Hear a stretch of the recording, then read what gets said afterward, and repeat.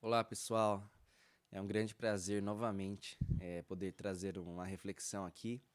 A gente começou uma série de mensagens sobre o Sermão do Monte. É aquele trecho de Mateus do capítulo 5 ao capítulo 7 que nos confronta intensamente. O Sermão do Monte, ele é exposto como um espelho para a gente, para mostrar as nossas falhas, as nossas imperfeições e para mostrar como o reino de Deus ele requer pessoas que vivam segundo os padrões divinos.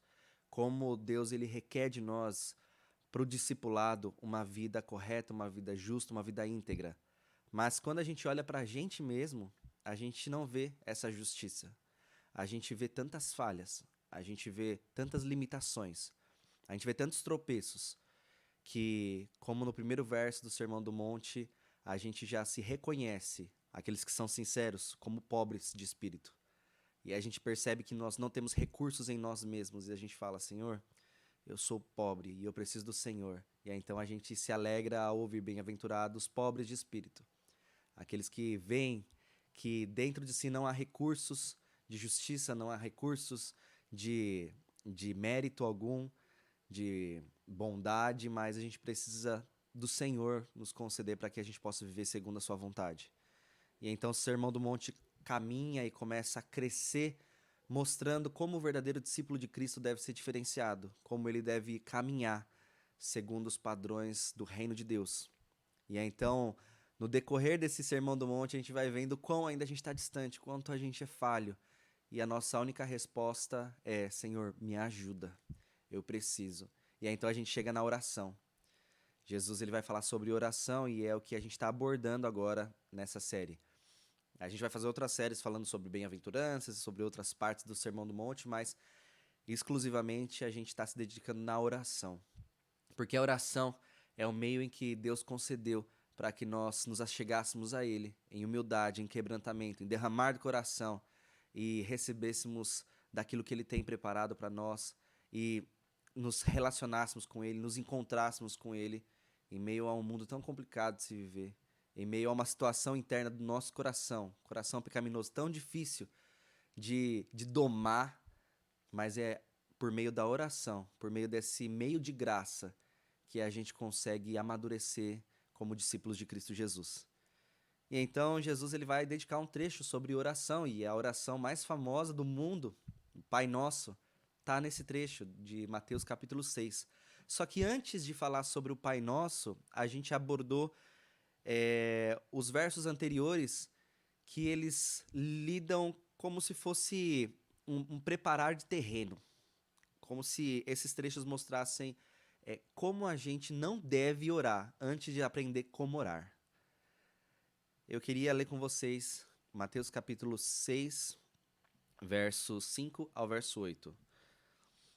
Olha só o que Jesus diz: E quando orardes, não sejais como os hipócritas, pois gostam de orar em pé nas sinagogas e nas esquinas das ruas, para serem vistos pelos homens.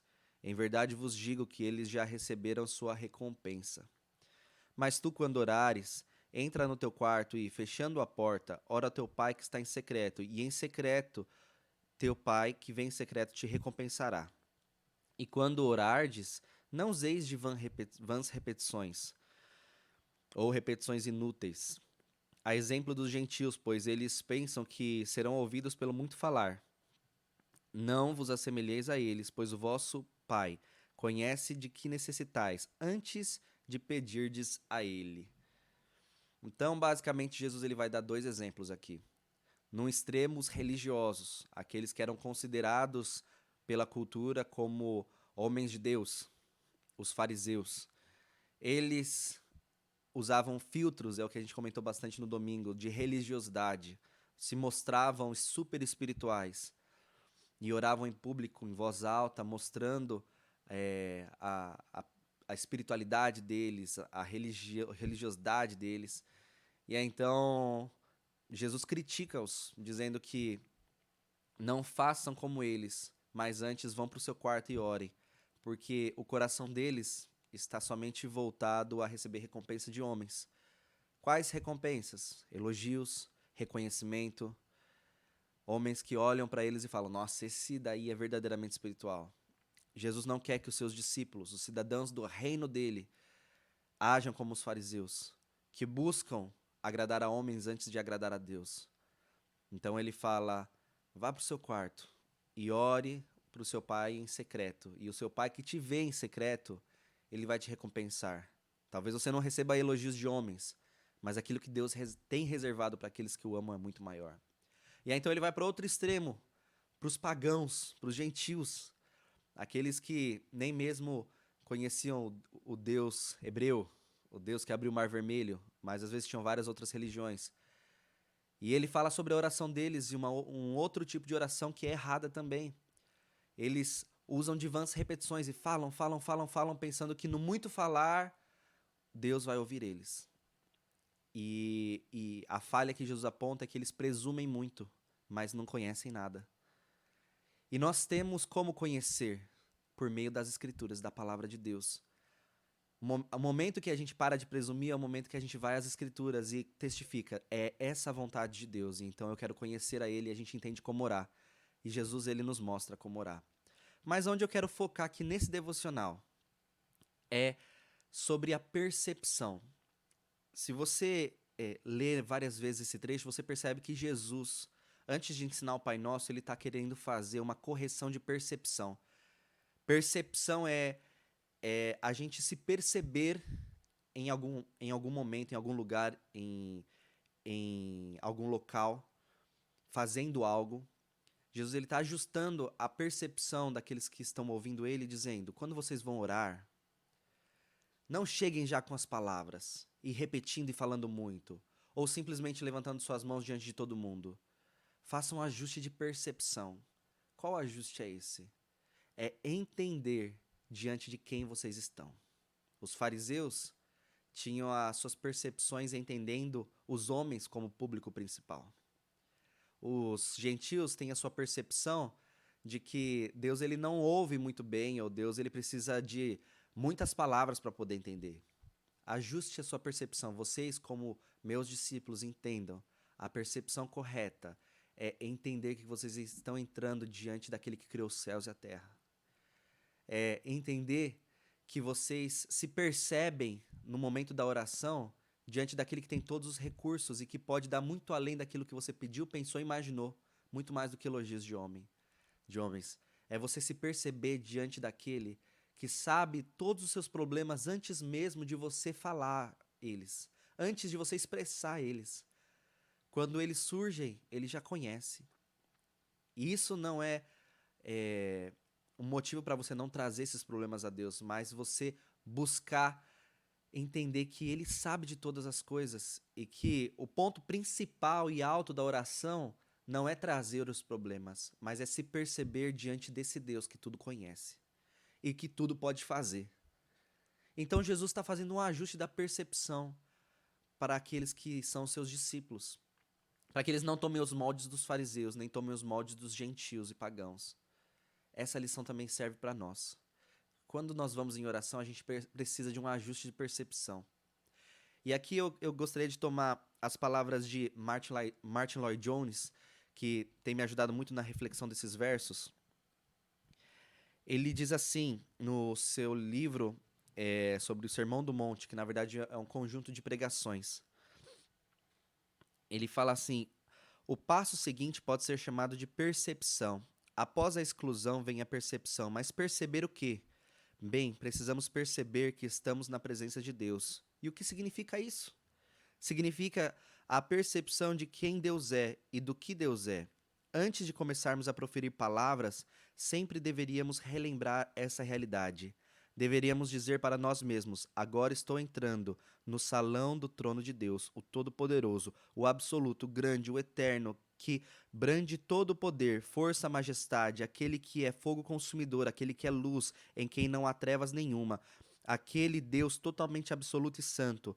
Mas, acima de qualquer outra consideração, nosso Senhor insiste que deveríamos perceber, em adição a tudo isso, que Ele é o nosso Pai Celestial. Ele não é só esse Deus Todo-Poderoso, mas Ele é esse Pai que ama. Por isso Jesus diz que o vosso Pai, que vê em secreto, te recompensará.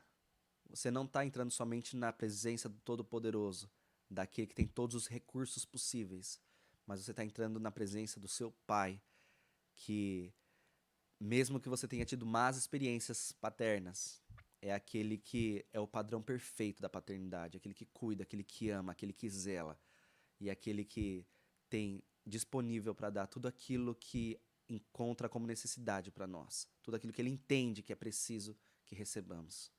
Então nós precisamos fazer esse ajuste de percepção. Uma prática que o próprio Martin Lloyd-Jones diz é que nós devemos, no momento da oração, quando nós iniciarmos a oração, colocarmos as nossas mãos sobre a boca. Aí você fala, como assim? A oração é praticamente falar. E aí ele continua dizendo que a oração não começa com as nossas palavras. A oração começa com a nossa percepção. Ela começa com a nossa percepção de quem a gente está diante. E então a gente coloca a mão na nossa boca porque às vezes a gente fala demais.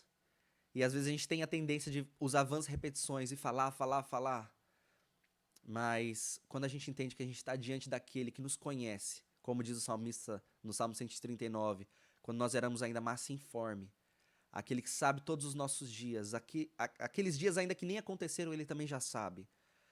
Aquele que sabe o nosso levantar e o nosso deitar, que antes que a palavra chegue à boca, ele já sabe todas. Esse Deus é aquele que nós estamos entrando na presença. E nós devemos entrar de forma confiante, com fé, como diz Hebreus 4,16. Olha só. Assim sendo, aproximemo-nos no trono da graça com toda a confiança, a fim de recebermos misericórdia e encontrarmos graça que nos ajude nos momentos de necessidade. Então, o momento da oração é o momento mais grandioso do nosso dia, onde a gente entra com confiança na presença de Deus, diante daquele que é Senhor de toda a terra, para recebermos graça e misericórdia nos momentos de necessidade. Então, pessoal, meu convite para você e minha advertência para mim em todos os momentos que eu vou orar é que eu ajuste a minha percepção e no momento da oração eu não chegue já com palavras. Eu pare, me perceba na presença de Deus. E aí então, quando eu me percebo na presença de Deus e entendo que eu estou diante do Deus Todo-Poderoso e do meu Pai, mesmo na consagração do alimento, mesmo na oração pelo meu filho no seu aniversário, em qualquer oração, ela só inicia quando eu me percebo na presença de Deus. Se eu só lançar palavras ao vento, às vezes eu estou fazendo algo vão. Mas quando eu me percebo na sala do trono, diante do meu Criador e daquele que me ama, então eu acredito, assim como Martin Lloyd-Jones, que a oração começa. E baseado em Mateus 6, nós percebemos que esses dois opostos, eles são errados. Eles são o modo que culturalmente faziam, mas biblicamente não é segundo a vontade de Deus. Então semana que vem a gente vai ouvir sobre a oração do Pai Nosso. O que nós devemos orar. Agora nós já sabemos como, na percepção correta. E semana que vem nós aprenderemos o que devemos orar. A oração do Pai Nosso, e nós vamos andar passo a passo sobre a oração do Pai Nosso. Tá bom? Então ajuste a sua percepção na sua oração de hoje. Deus abençoe.